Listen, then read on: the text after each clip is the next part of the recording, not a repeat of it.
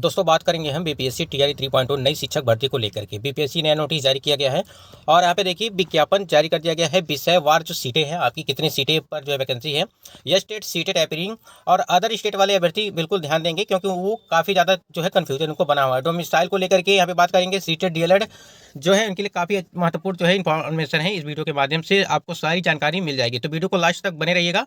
और चैनल पर पहली बार विजिट किए हैं तो चैनल को भी सब्सक्राइब करके बेल आइकन को प्रेस कर लीजिएगा, जिससे कोई भी नोटिफिकेशन होती है तो आपको हमारे चैनल के माध्यम से मिलती रहेगी। चलिए सबसे पहले यहाँ पे बात कर लेते हैं कि बीपीएससी टीआरई 3.0 को लेकर के विज्ञापन से संबंधित क्या अपडेट है।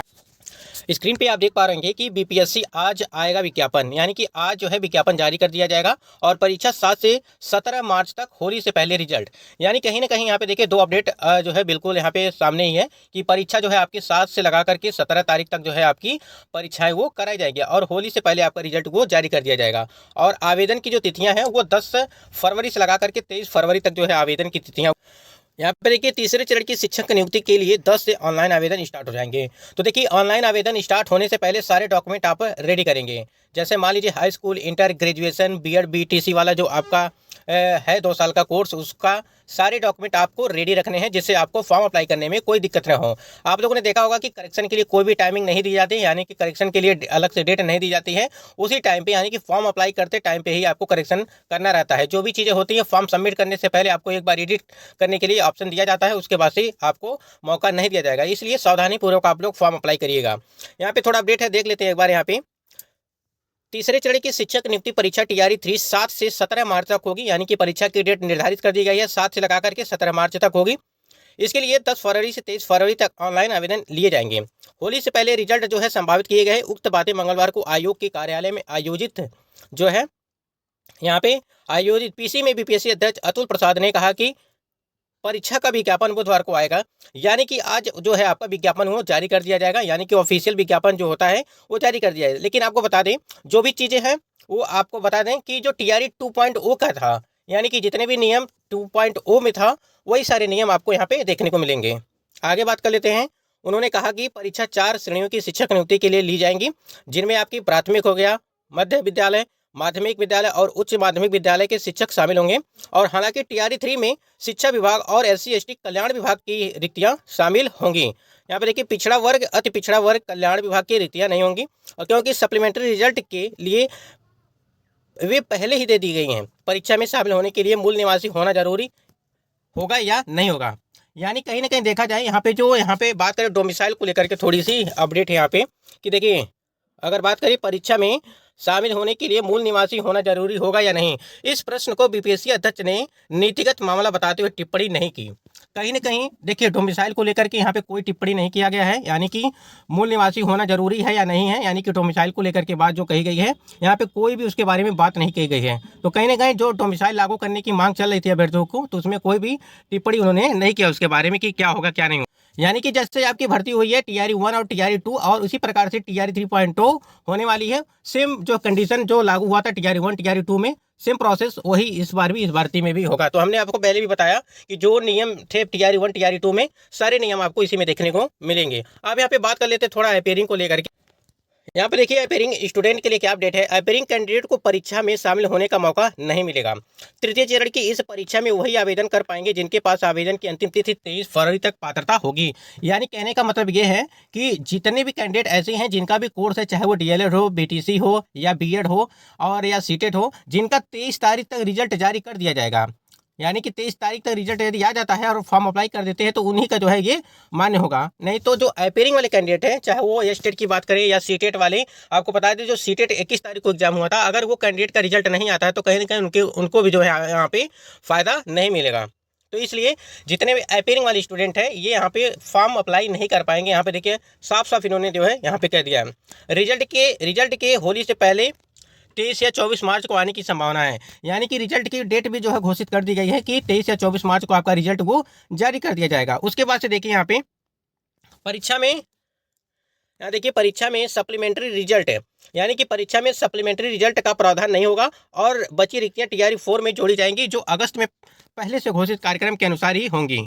तो देखिए इस वाली परीक्षा में यानी कि टीआरई 3.0 में सप्लीमेंट्री रिजल्ट नहीं दिया जाएगा और जो भी रिक्तियां बचेंगी उसको जो है टीआरई 4.0 में जो है ऐड कर दिया जाएगा, जो आपकी अगस्त में परीक्षा करवाने के लिए पहले से जो है वो कार्यक्रम घोषित किया गया है।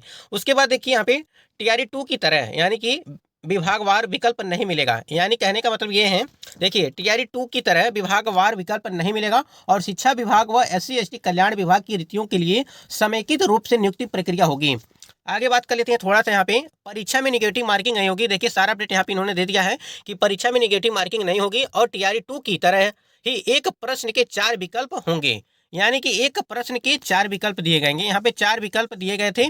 उसी प्रकार से यहाँ देखिए प्रश्नों का सिलेबस और फॉर्मेट टीआरई 2 की तरह होगा और केवल प्रश्नों का स्तर उसकी तुलना में थोड़ा ऊपर रखने का प्रयास किया जाएगा, यानी कि जो प्रश्नों का लेवल होगा वो थोड़ा हाई होगा इस बार, क्योंकि टीआरई 2 में टीआरई 1 की तुलना में कट ऑफ मार्क्स काफी ऊपर चला गया था। क्वालिफाइंग भाषा के प्रश्नों के स्तर जो पहले की तुलना में आसान रखा जाएगा। व्याकरण के प्रश्न तुलनात्मक रूप से कम कठिन होंगे ताकि विज्ञान और अन्य गैर साहित्यिक पृष्ठभूमि के अभ्यर्थियों को परेशानी नहीं हो सके, यानी कि जो आपकी क्वालिफाइंग जो 30 नंबर का था वो भी आपकी क्वालिफाइंग यानी कि भाषा अर्हता को लेकर के बात यहाँ पे कही जा रही है कि आपका वो भी पेपर होगा। तो यानी कि अब टोटल मिलाकर के जो आपके 150 प्रश्न थे, यानी 150 प्रश्न के जो है आपके होंगे। परीक्षा के लिए 7 और 16, यहाँ देखिए परीक्षा के लिए 7 और 16 और 17 मार्च की तिथि तय की गई है। इनमें से 16 और 17 मार्च शनिवार रविवार होने से तिथि जो है तय हुई है। इसके बावजूद संसदीय निर्वाचन की तैयारी को देखते हुए यदि जरूरी ही हुआ तो तिथि में हल्का परिवर्तन भी हो सकता है, यानी कहीं ना कहीं परीक्षा की तिथियों में जो है वो परिवर्तन किया जा सकता है। और जो यहाँ पे सबसे मेन इंपॉर्टेंट चीज़ है यहाँ पे देखिए 87,000, यानी कि आपकी वैकेंसी कितनी है टोटल यहाँ पे एग्जैक्ट इन्होंने बताया है कि 87,000, यहाँ देखिए 87,000 से अधिक पदों पर होगी भर्ती। विद्यालय अध्यापक परीक्षा के तीसरे चरण में 87,000 से अधिक पदों पर नियुक्ति की जाएंगी और शिक्षा विभाग ने रिक्त पदों पर रोस्टर क्लियरेंस के लिए प्रस्ताव जिलों को जो है भेज दिया है। शिक्षा विभाग को सामान्य प्रशासन विभाग की तरफ से जो है बिहार लोक सेवा आयोग की BPSC को इसकी अधिसूचना जो है जल्द भेजी जाएगी। आधिकारिक जानकारी के मुताबिक तीसरे चरण कि अब तक जो है 87,000 रिक्त पदों की गणना की जा चुकी है। इसमें से विद्यालय अध्यापक के प्रथम और दूसरे चरण में रिक्त रह गए 62,000 पद शामिल हैं, यानी कि टीआरई 1 और टीआरई 2 के जो रिक्त पद हैं वो 62,000 हैं पद हैं और 25,000 नियोजित शिक्षकों के वे पद भी शामिल हैं जो पिछली दोनों चरण की भर्ती में खाली हुए। इन रिक्त पदों को जो है अब जिला संवर्ग के लिए प्रशासनिक पद वर्ग जो है समिति मंजूरी के लिए भेजा जा रहा है। यहाँ ना कहीं बात करें यहाँ पे लगभग आपकी 87,000 है, तो यानी कि 90,000 आप मान के चलिए। और हमने पिछली वाली वीडियो में आपको बताया था कि लगभग 90,000 से 1 लाख के आसपास जो है आपकी भर्ती वो होने वाली है। तो कहीं ना कहीं सारे जो डॉक्यूमेंट हैं फॉर्म अप्लाई करने के लिए वो सारे हमने वीडियो बना के रखे हैं, वीडियो आप लोग देख लीजिएगा। जो जो आपको डॉक्यूमेंट चाहिए फॉर्म अप्लाई करने के लिए वो सारे डॉक्यूमेंट हमने वीडियो बना दिया है, तो उसको आप लोग जरूर देख लीजिएगा। तो टीआरई 3 की महत्वपूर्ण जो बातें हमने आपको बता दिया, क्या क्या चाहिए अपेयरिंग कैंडिडेट, जैसे यस टेट हुआ, सीटेट वाले कैंडिडेट भी अब उनके दिमाग में ही चल रहा होगा पता नहीं कब तक रिजल्ट आएगा कब तक नहीं। यदि सीटेट का रिजल्ट नहीं आता है तो वो लोग भी जो है इस भर्ती में शामिल नहीं हो पाएंगे, इसलिए जल्द से जल्द रिजल्ट जारी किया जाए। देखिए अभी तक जो है आंसर की भी जारी नहीं किया गया है सीटेट का। तो यहाँ पे इन्होंने डोमिसाइल को लेकर के कोई भी टिप्पणी नहीं की उसको कि यानी कि मूल निवासी होना जरूरी है या नहीं है, यानी कि अदर स्टेट वाले जितने भी कैंडिडेट हैं यदि उनका सीटेट में बता दें आपको कि सीटेट में 90 नंबर है तभी आप फॉर्म अप्लाई करिएगा, अन्यथा आपके जो अटेम्प्ट्स हैं वो खराब हो जाएंगे। ध्यान दीजिएगा इस बात को, क्योंकि आपको सीटेट में देखिए दोनों पेपर के लिए बता दे रहे हैं, सीटेट 1 पेपर ठीक है और सीटेट पेपर 2 दोनों में यदि देखिए पेपर 1 में भी 90 नंबर होना चाहिए अदर स्टेट के कैंडिडेट के लिए, और आपको बता दें सीटेट पेपर 2 में भी आपको 90 नंबर होना चाहिए, यानी कि 60% आपका होना चाहिए तभी फॉर्म अप्लाई कर पाएंगे।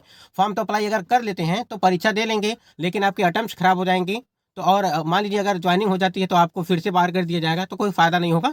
इसलिए उसको थोड़ा ध्यान से आप लोग देखिएगा, यदि आपके 90 नंबर है तभी फॉर्म अप्लाई करिएगा जितने भी अदर स्टेट वाले कैंडिडेट हैं। तो आज की वीडियो में इतना ही दोस्तों, वीडियो को लाइक शेयर जरूर कर दीजिएगा, जिससे कोई भी अपडेट आती है तो आपको हमारे चैनल के माध्यम से मिलती रहेगी। धन्यवाद।